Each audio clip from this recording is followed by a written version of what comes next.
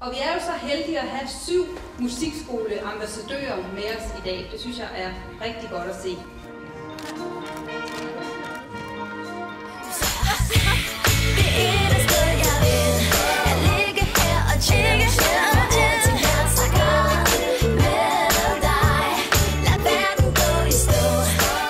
Hej, jeg hedder Anna David, og jeg er sangerinde. Jeg har gået på musikskole, Frederiksberg Musikskole, fra jeg var et lille bitte barn til teenager. Og jeg altid elsker det helt vildt, så derfor så støtter jeg op på musikskolen.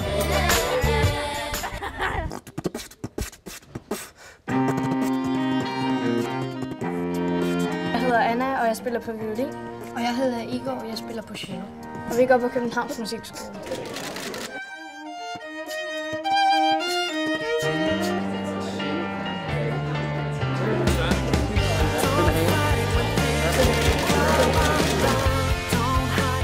Hej, jeg hedder Søren Brendal, og jeg er ambassadør. En af ambassadørerne i den her kampagne. Jeg er jo selv musiker, startede på Karlebo Musikskole i sin tid, da jeg var en 14-15 år. Der startede mit første band, og det var ligesom der hele den her musiske verden, det her univers, det ligesom åbnede sig for alvor for mig.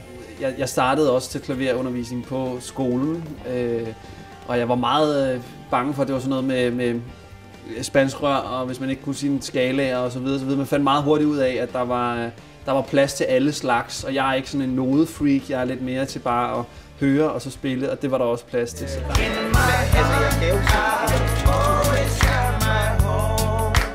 Hej, jeg hedder Frederik.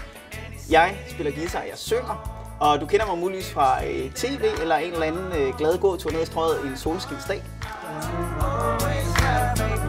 Jeg har gået på musikskole, og det har betydet utroligt meget for mig, fordi at, det har jeg lært at spille, og det er nøglen til de store, fede koncerter.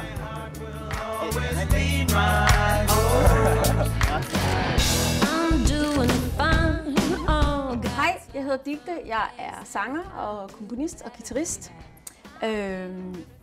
Jeg har i mange år været fortaler for, at musikskolerne skulle skinne højt og klart og stort på den danske uddannelseshimmel, om jeg så må sige. Og det synes jeg, at de skal, fordi jeg synes, musik har været en stor, kæmpe berigelse i mit liv.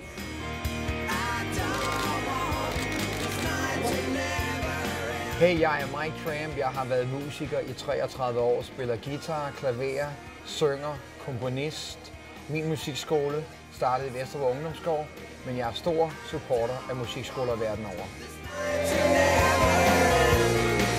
Vi ses på musikskolen!